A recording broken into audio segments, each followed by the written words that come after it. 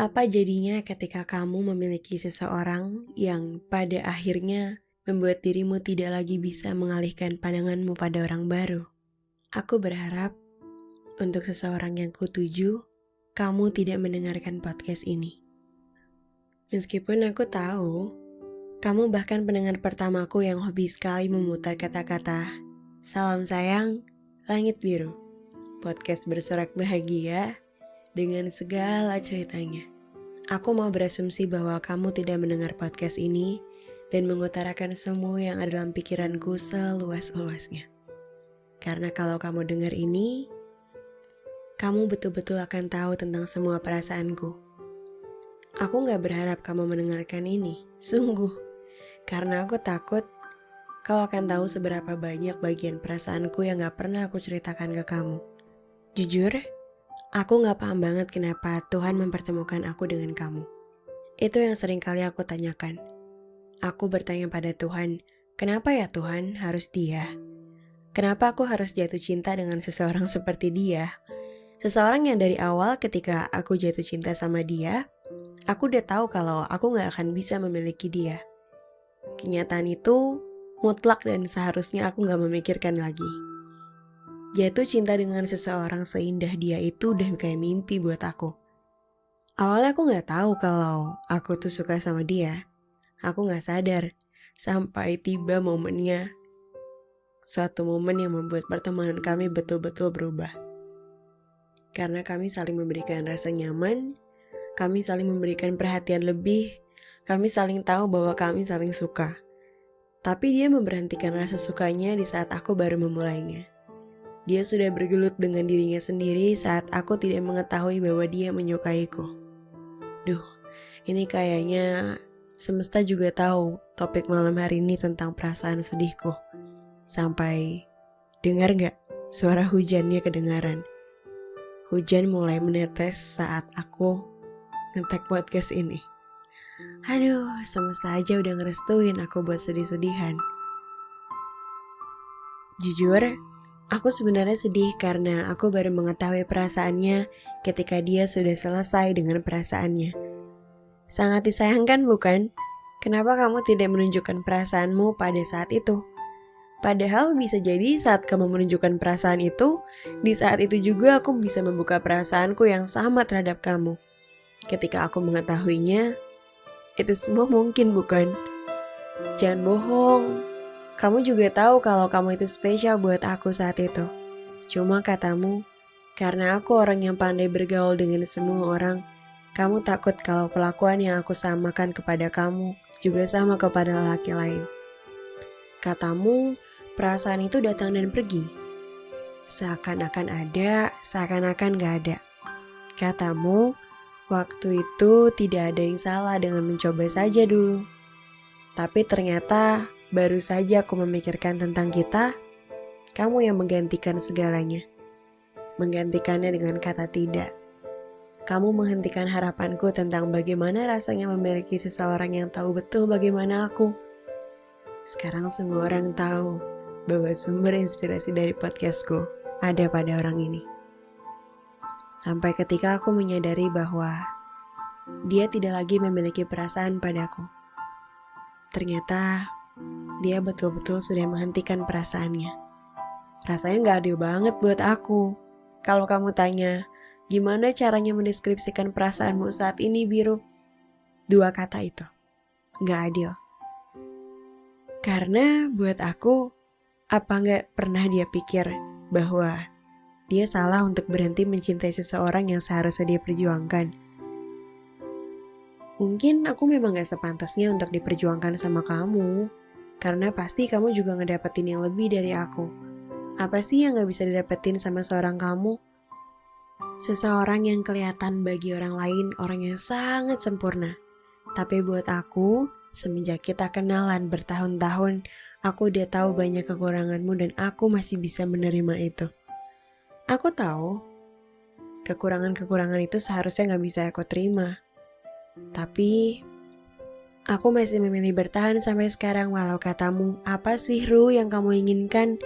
Udah tahu juga gak akan ada kata kita. Aku memilih bertahan sedangkan kamu memilih untuk tidak bertahan karena kekuranganku. Dan itu rasanya gak adil.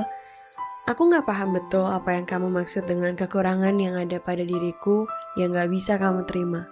Tapi yang jelas, aku masih memperjuangkanmu di saat semua orang di dekatku berkata lepaskan. Hanya Tuhan yang tahu mengapa aku masih mendoakan namamu dalam setiap doaku, padahal orang-orang di sekitarku tak pernah mendukungku atas perasaan ini. Kata mereka, kalau di saat ia tahu aku memiliki kekurangan dan dia tidak bisa menerima kekurangan itu, seberapa layak dia diperjuangkan? Seberapa tinggi ia merasa dirinya sempurna sampai ia menjadikan kekurangan sebagai alasan? Seberapa layak pula ia dijadikan sebagai alasan bertahan, padahal ketika ia mengetahui kekurangan dan seharusnya ia memilih tidak pergi? Ru, coba pikirkan itu. Aku berkali-kali mendengarkan itu sejak saat itu. Tapi aku berusaha untuk mendengarkan apa yang ada dalam hatiku. Pada kenyataannya, kepergiannya itu bukan alasan yang bisa aku mengerti. Kau tahu apa yang paling miris?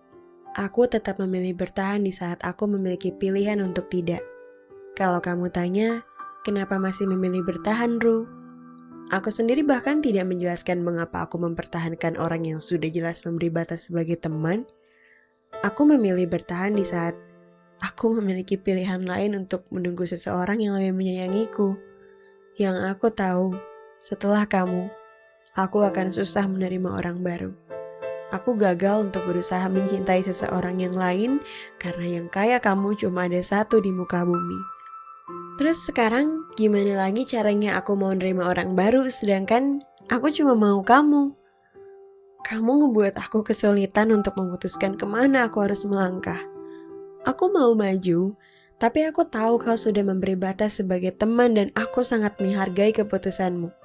Aku juga udah tahu kalau udah benar-benar gak ada kata kita. Katamu, untuk saat ini, gak ada kemungkinan untuk semua imajinasi aku. Aku mau mundur, tapi aku sadar, rasa ini masih layak untuk diperjuangkan. Apa yang salah dari menyayangi seseorang seperti kamu? Apa yang salah? Iya, ada yang salah. Aku bertahan dengan seseorang yang hatinya tidak dengan aku. Aku benar-benar bingung kenapa semua ini terjadi. Karena gak seharusnya juga aku mempertahankan perasaan ini kan. Pada prinsipnya, pertahankan apa yang harus dipertahankan dan lepaskan apa yang harus dilepaskan. Tapi yang aku tahu, kamu terlalu sayang untuk dilewatkan. Dan aku masih berpikir bahwa akan ada kita walau kamu udah bilang enggak. Egois kan ya? Egois, soalnya aku mikir suatu saat nanti kamu pasti akan buka hati.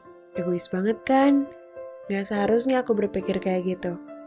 Tapi serius, kalau aku boleh tanya, jawab dalam hatimu betul-betul ya. Apa kamu benar-benar gak takut untuk menyesal? Apa kamu betul-betul gak takut saat aku betul-betul memilih untuk menutup hati dan gak lagi melihat kamu? Apa kamu betul-betul ikhlas untuk melepaskan seseorang yang akhirnya menyadari bahwa ia rela menghabiskan sebagian besar waktunya untuk kamu? Yang padahal kamu tahu memperjuangkanmu sesulit itu bagiku. Kamu tahu betapa sibuknya aku. Kamu tahu seberapa aku gak punya waktu untuk hal lain. Tapi kamu juga tahu bahwa aku selalu menyediakan waktu untuk kamu. Kamu selalu menjadi prioritas di saat kamu bahkan tidak memprioritaskan aku. Di saat kamu menghilang, aku berusaha untuk selalu ada atau setidaknya ada di sampingmu semua doaku. Apa kamu betul-betul ikhlas melepas seseorang yang bahagianya tadinya sepenuhnya untuk kamu? Kamu betul-betul yakin dengan pilihan kamu untuk melepas manusia yang tadinya dunia kamu? Kamu serius? Kamu yakin? Kamu seyakin itu?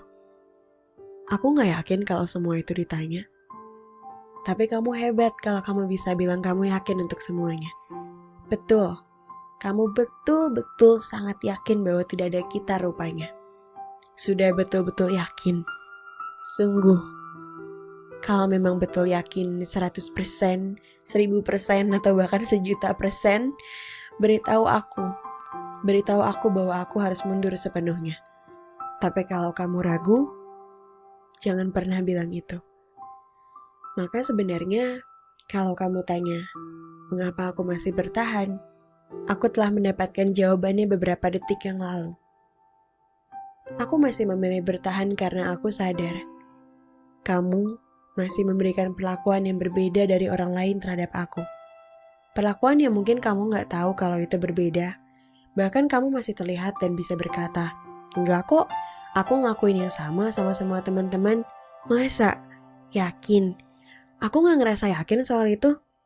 Makanya, hebat kalau kamu bilang kamu yakin dengan perasaanmu, padahal aku yakin kamu sendiri juga gak yakin dengan perasaanmu. Aku so tahu ya, bukannya so percaya diri, tapi aku bisa melihatnya. Aku masih bisa melihat bahwa matamu berkata sesuatu yang gak bisa aku jelaskan. Aku juga gak bisa menebak apa yang ada dalam pikiranmu, tapi yang jelas, kita gak 100% teman dan aku tahu kamu juga ngerti itu. Bayangkan ketika nantinya aku betul-betul memilih untuk pergi. Bayangkan saat aku tidak pernah lagi memberikan perhatian yang seharusnya kamu terima. Bayangkan saat nanti perhatian-perhatian yang pernah aku berikan tidak ada lagi untukmu. Bahkan aku berikan untuk orang lain. Sudah serela itukah kamu? Sudah betul-betul yakin? Kamu gak bohong kan? Kamu gak lagi bohongin diri kamu sendiri kan? Kenapa kamu seyakin itu? Kenapa harus yakin padahal aku dan sahabatku sendiri bilang dia masih punya rasa. Coba aja dia sadar itu. Ada yang berbeda dari kamu. Ada yang gak bisa kamu sembunyikan sekeras apapun kamu mencoba dan menolak perasaan kamu. Anggaplah aku so tahu. Tapi terkadang manusia itu banyak melakukan tingkah yang dia sendiri gak sadar kalau dia melakukan itu. Termasuk diantaranya mencintai seseorang tanpa ia sadari. Saat ini, aku masih betul-betul mempertahankan posisi yang seharusnya diisi oleh kamu. Aku masih memperjuangkan kita walau aku pun tahu hidupku tidak sesempurna itu. Aku tidak selayak itu untukmu yang serba ada, yang bagi orang-orang hidupnya begitu sempurna. Kamu bahkan sudah tahu semua cacat dalam kehidupanku. Kamu tahu semua kekuranganku karena kita beranjak dekat dari persahabatan. Kita beranjak dekat dengan mengenal satu sama lain tanpa pernah memikirkan kata suka. Aku masih memperjuangkan posisi itu dan memprioritaskan kamu walau kamu bahkan gak memprioritaskan aku. Urutan keberapa aku dalam list hatimu? Mungkin kalau ada 500 list, aku ada di urutan ke-499 ya. Menyedihkan. Tapi mungkin itu memang kenyataannya. Kamu mau tahu gak?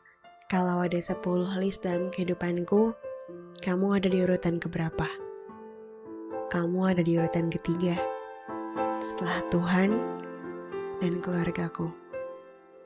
Iya, aku mendahulukanmu bahkan sebelum sahabatku dan teman-temanku. Bahkan pekerjaanku. Aku betul-betul mendahulukan kamu. Bahkan di saat kamu gak mendahulukan aku sama sekali. Kamu gak pernah tahu kan soal itu? Ya kamu gak akan pernah tahu lah. Soalnya aku gak pernah cerita. Makanya aku cerita sendiri di podcast ini. Kamu bahkan gak pernah tahu kalau dalam setiap doaku, aku betul-betul mendoakan kebahagiaanmu. Berkata pula pada Tuhan bahwa suatu saat nanti, bila kamu memang untukku, kamu tidak akan pergi menjauh. Aku hanya bisa percaya bahwa Tuhan menyampaikan apa yang aku katakan padanya pada setiap malamku. Aku berharap Tuhan membukakan hatimu untuk tahu seberapa dalam aku menyayangimu. Aku tidak akan memperjuangkanmu terang-terangan, pun tidak dengan berusaha mengejarmu. Kau tahu aku tidak suka tarik ulur. Bersedia untuk mendampingimu saja, aku sudah berpikir berkali-kali untuk itu. Sampai akhirnya ketika aku yakin, kamu yang betul-betul mematahkan itu. Sakit bukan? Coba kau pikir ulang. Seseorang yang tidak pernah bermain-main untuk sesuatu ketika di masa dewasanya, ketika ia betul-betul mempercayakan hatinya untuk seseorang, kemudian orang itu berkata, kita gak bisa. Gak akan ada kata kita. Coba pikirkan seberapa sakit itu. Tapi aku gak apa-apa kok. Aku mencoba untuk jujur pada diriku sendiri bahwa orang sepertimu memang layak untuk diperjuangkan. Tapi bagi kamu, orang sepertiku memang tidak layak untuk diperjuangkan, kan? Aku cuma mau bilang sama kamu, kalau kamu mundur memperjuangkanku hanya karena alasan yang terdapat pada dirimu sebenarnya, kamu salah besar. Seharusnya kamu tanya dulu gimana responku saat itu. Egomu jauh lebih penting dibandingkan perasaanku dan aku merasakan itu sejak awal. Kamu selalu berusaha melindungi perasaanmu sendiri, bersikap seakan-akan gak ada apa-apa, padahal kamu juga tahu kalau kita masih ada apa-apa. Bosan gak sih kamu bertingkah seperti itu terus? Itu sebenarnya menyakitkan, bahkan sangat menyakitkan. Karena jujur, gak pernah aku dapetin penolakan sedemikian parahnya sama orang terdekat aku sendiri. Ternyata rasa suka yang aku miliki merepotkan kamu ya. Aku jadinya perhatian banget sama kamu, sayang banget sama kamu, ngutamain kamu, perhatian dengan semua yang bisa aku lakuin. Aku gak mau kamu sakit, aku sejahat itu kan. Harusnya aku gak sesayang itu sama kamu. Bodoh memang, sudah tahu bodoh masih juga dilakukan. Aku cuma berharap di akhir, semoga suatu saat nanti doamu kepada Tuhan tentang aku bisa merelakan hatiku itu terwujud. Hingga saat itu tiba, semoga betul-betul tak ada lagi perasaan dan tempat yang kusisihkan untukmu. Semoga Tuhan betul-betul mematahkan hatiku sepatah-patahnya terhadapmu. Semoga hatiku berlabuh pada kebahagiaan yang menungguku entah kapan dan siapa orangnya. Yang jelas, katamu, kebahagiaan itu gak ada di kamu. Seneng gak sih kamu dibuatkan episode khusus spesial buat kamu yang bisa didengar berulang-ulang, bahkan didengar sama seluruh Indonesia. Semua dari antara mereka tahu tentang perasaanku saat ini. Dan jangan bilang kamu nyesel karena kamu pernah nyatain perasaan itu sama aku. Aku senang dengarnya, senang pula pernah mengenalmu. Tapi yang harus kamu tahu, kamu gak pernah tahu rasa sayangku gak sesederhana itu. Yang kalau kamu bilang, aku hilang aja ya, lalu perasaanku akan menghilang perlahan-lahan, gak sesederhana itu. Kamu pikir dengan kamu ngejauh semuanya akan baik-baik aja? No, kamu justru memperburuk suasana. Berbulan-bulan setelah aku menyadari perasaanku, aku mencerna bahwa sepertinya perasaan ini tidak lagi bisa ditoleransi. Semoga kelak kau temukan bahagiamu dan kutemukan bahagiaku. Satu pesan dari diriku sendiri untuk aku. Gak apa-apa biru, gak semua yang kita cintai harus kita miliki. Semoga kamu bahagia dengan keputusan kamu untuk menghabisi semua perasaan ini. Doakan harapan itu terwujud.